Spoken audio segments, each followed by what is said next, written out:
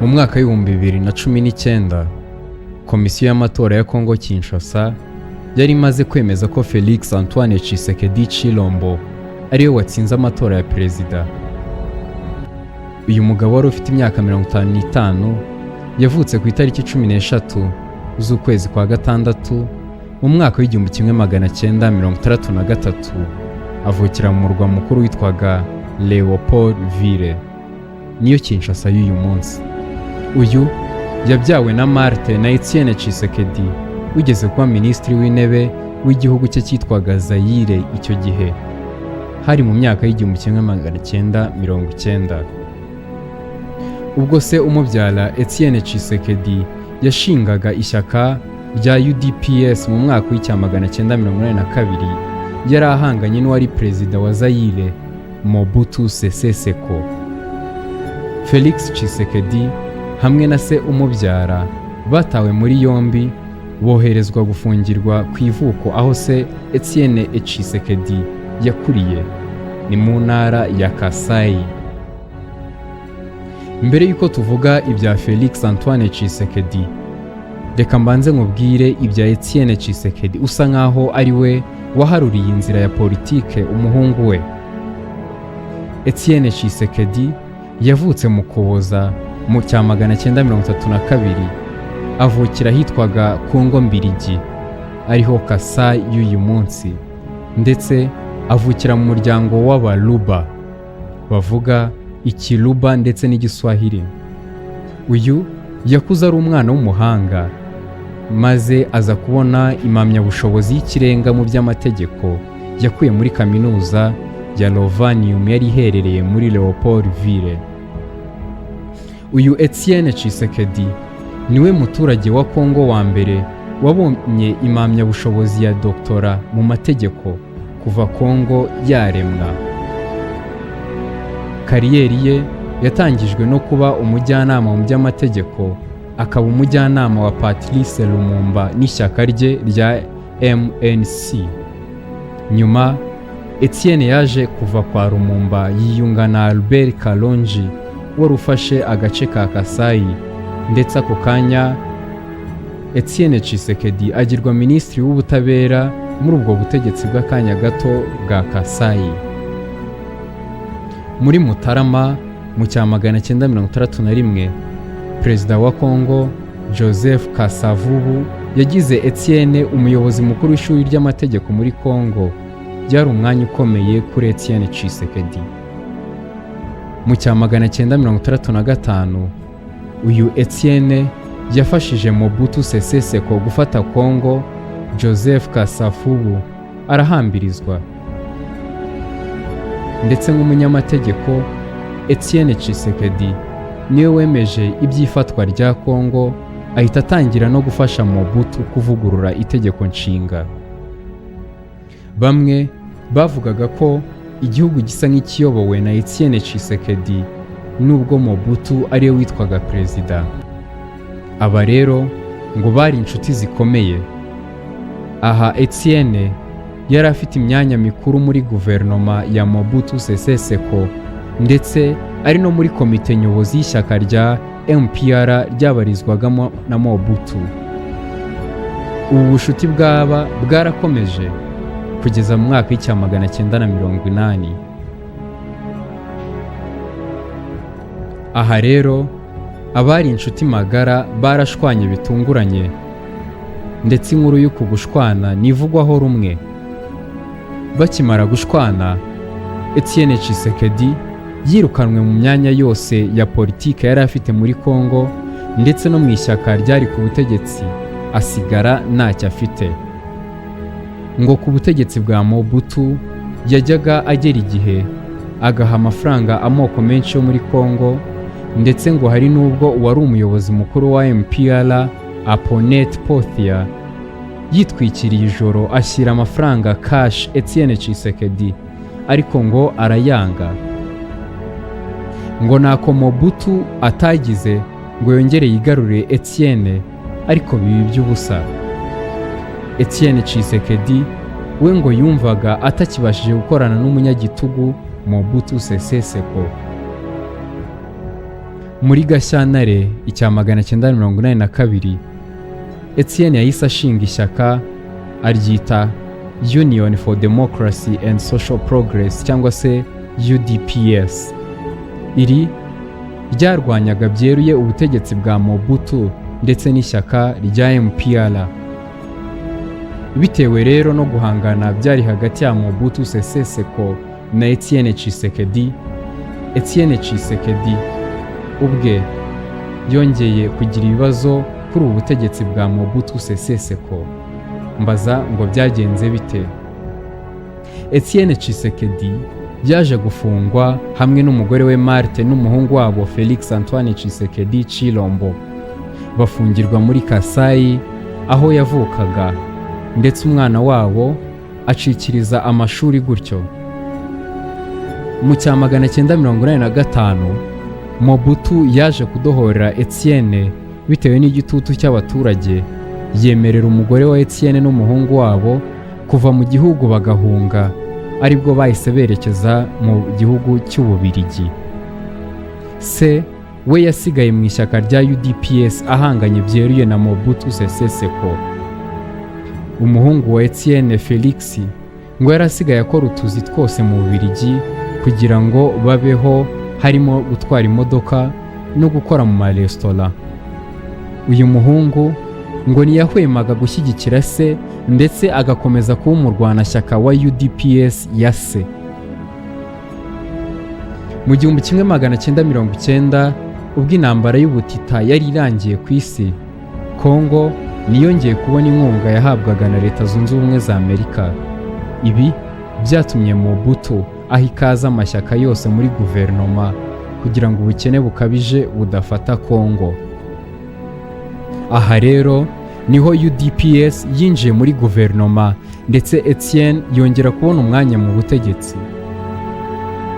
Ariko n'ubundi ngo aba ntibigeze bumvikana na gato. Etienne yabaye minisitiri w'intebe wa Kongo inshuro 3, ariko nta na hamwe yigeze amaraho umwaka bitewe no kutumvikana. Bwa mbere Etienne yahawe umwanya wa minisitiri w'intebe ku itariki ya 29 Nzeri cya 1991, ariko ku ya mbere Ugushyingo uwo mwaka Mobutu yahise amwirukana bitewe nuko batumvikanaga na gato. Aha yari amazeho ukwezi kumwe n'iminsi 2 gusa. Bwa kabiri yagiye kuri uyu mwanya muri Kanama mu cya 1992, yongera gukurwaho muri Werurwe mu cya 1993 amazeho amezi 7. Izi nshuro zose yavugaga ko Mobutu aba adashaka ko akora inshingano ze neza, ariyo mpamvu batumvikana na gato. Bwa nyuma rero ku nshuro ya 3 kuwa 2 Mata mu cya 1997 yongeye guhabwa umwanya wo kuba minisitiri w'intebe wa Kongo. Ariko nyuma y'iminsi 7 gusa ingabo za Laurent Désiré Kabila zari zimaze gufata Kongo mu ntambara ya mbere ya Kongo. Ubuyobozi bwa Laurent Désiré Kabila ntabwo bwigeze bwemera na gato amashyaka ya politike, ndetse uwageragezaga kurishinga byafatwaga nk'icyaha gikomeye.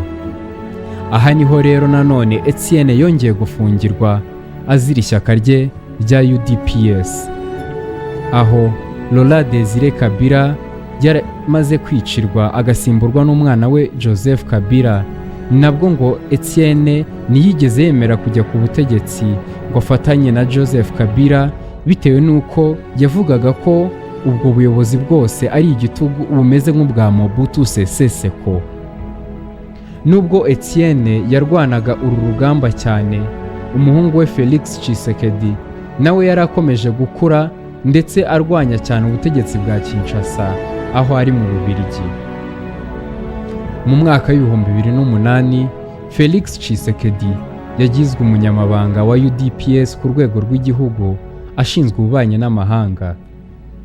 Mu kwezi kwa 11 mu mwaka wa 2011 yagizwe umudepite mu nteko ishinga amategeko ahagarariye umujyi wa Mbuji Mayi mu ntara ya Kasai Oriental.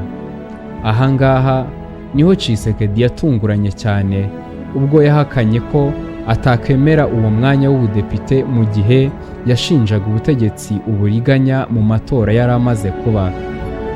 Bidatinze leta nayo yamushinje ibirego byo kubura nta mpamvu ku mirimo yari yatorewe gukora, nuko asezererwa nta yindi nteguza. Mu kwezi kwa gatanu umwaka wa 2013 nabwo Felix Tshisekedi yanze imirimo yari yahawe muri komisiyo y'amatora avuga ko ashaka kwikomereza ibikorwa bye bya politike, mu gihe umukozi uwo ari we wese w'iyo komisiyo y'amatora aba atemerewe gukora ibikorwa bya politike. Hari inkuru nyinshi zivuga ko muri iyi myaka UDPS ya Felix Tshisekedi na se Etienne Tshisekedi yakunze gushaka imikoranire n'umutwe wa M23 yari imaze kuvuka ifite imbaraga nyinshi iharanira uburenganzira bw'abakongomani bavuga ikinyarwanda ndetse ikarwanya ubutegetsi bwa Joseph Kabila. Hari amakuru kandi yemeza ko UDPS yagiranye imikoranire na M23 mu kurwanya ubutegetsi bwa Kinshasa mu myaka ya 2012 na 2013. Aba bose bari bafite intego zo kurema ubutegetsi butagira uwo bukandamiza. Mu kwezi kwa 10 muri 2016 Tshisekedi yabaye umunyamabanga mukuru wungirije wa UDPS. Nuko ubwo ise umubyara washinze UDPS yari amaze kwitaba Imana ku itariki ya mbere z'ukwa kabiri mu mwaka wa 2017, Felix Tshisekedi yatoreye kuba umukuru w'ishyaka rya UDPS hari ku itariki ya 31 z'ukwezi kwa gatatu mu mwaka wa 2018.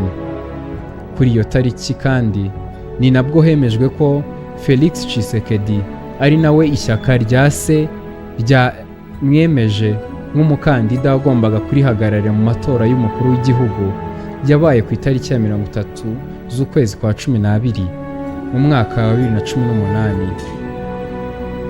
Bivugwa ko ayo matora Felix Antoine Tshisekedi yagombaga kwitabira atari amatora asanzwe. Impamvu ni iyihe? Ngo hari habayeho inama mu ibanga ihuriweho n'abagabo batanu bose bashakaga ubutegetsi. Hari harimo Felix Antoine Tshisekedi Tshilombo wa UDPS, Martin Fayulu w'ishyaka rya Diwo, Emmanuel Ramazan Shadari ndetse na Joseph Kabila wari usanzweho. Iyi nama ngo niyo yari yitezweho kugarura amahoro n'umutekano muri Kongo muri ubu buryo. Iyi nama yanzuye ko aba bagabo bose bagomba gusimburanwa kuri buri manda ndetse bagafashanya ku buryo hatagira urwanya undi. Ni ukuvuga ko manda ya mbere yagombaga kuyoborwa na Tshisekedi, yavaho hakajyaho Martin Fayulu, yavaho hakajyaho Emmanuel, yavaho hagasubiraho Joseph Kabila. Ibi ngo byari inzira yo gushyira iherezo ku ntambara z'urudaca muri Kongo. Byari bivuze ko kuri buri matora amajwi azajya yiganza ku muntu ukurikiyeho uko byagenda kose, ndetse aba bose bagashyigikirana. Ku itariki ya 9 z'ukwezi kwa mbere mu mwaka wa 2019 nibwo Felix Antoine Tshisekedi Tshilombo, umuhungu wa Etienne Tshisekedi washinze ishyaka rya UDPS, yemejwe nk'umukuru w'igihugu watsinze amatora. Aya ngo niyo matora ya mbere yabaye mu mahoro kuva Kongo yaba repubulika. Niba aya makuru yariyo, Tshisekedi yagombaga kuyobora ubundi agaha umwanya na Fayulu mu gihe manda ye irangiye. Ugira ngo ibi niko byagenze? Ngo Felix Tshisekedi akicara ku ntebe y'ubutegetsi yahise yibagirwa ibyo yumvikanye na bagenzi be bose mbere, amera nka y'amazi yashyushye akibagirwa iwabo wa mbeho. Ngo ahubwo yatangiye kujya agaragaza uburyo abarimo Fayulu na Emmanuel bose ari abanzi ba Kongo, ndetse akanagerageza kubafungisha. Ngo nubwo byari biteganyijwe ko Tshisekedi azavaho manda ye irangiye agaha intebe Martin Fayulu, Felix we ntiyari yiteguye kuyihagurukaho, ndetse umutwe nka M23 wari witeze ko ubwo babaye inshuti mu myaka ya 2013 Felix Tshisekedi azashyira iherezo ku ihohoterwa rikorerwa abavuga ikinyarwanda. Uyu mutwe rero ngo warategereje uraheba.